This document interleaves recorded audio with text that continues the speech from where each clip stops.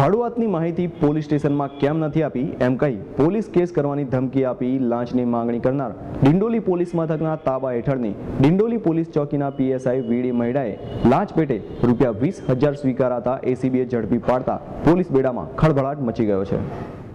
નવાગામ ડિંડોલી રોડની રામાયણ પાર્ક સોસાયટીના શ્રીનિવાસ બિલ્ડિંગમાં રહેતા પલસાણાની સચ્ચિદાનંદ ડાઇંગ પ્રિન્ટિંગ મિલના કર્મચારી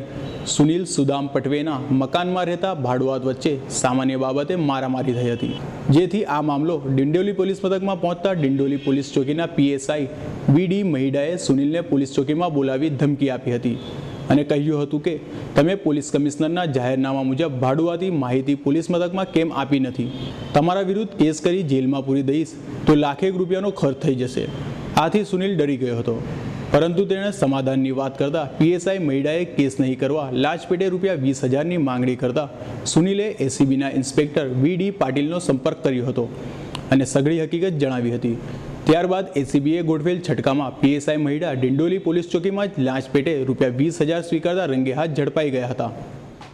આજ રોજ સુરત શહેરના ડિંડોલી પોલીસ ચોકીમાં એક ટ્રેપનો કેસ કરવામાં આવેલ છે, જેમાં ફરિયાદી છે સુનિલ સુદામ પટવે કે જેઓ નવાગામ શ્રીનિવાસ બિલ્ડિંગમાં રહે છે। તેઓએ મણિનગર સોસાયટીમાં પ્લોટ નંબર 250નો લીધેલો અને તેમાં 3 રૂમો બનાવી ભાડુઆતને ભાડા તરીકે આપેલ હતી, જે બાબતે તેઓએ ડિંડોલી પોલીસ સ્ટેશનમાં કોઈ માહિતી આપેલ નહીં। આ માહિતી ડિંડોલી ચોકીના પીએસઆઈ મહિડાના જાણમાં આવતા તેઓએ સુનિલ સુદામ પટવેને પોલીસ ચોકીમાં બોલાવેલા અને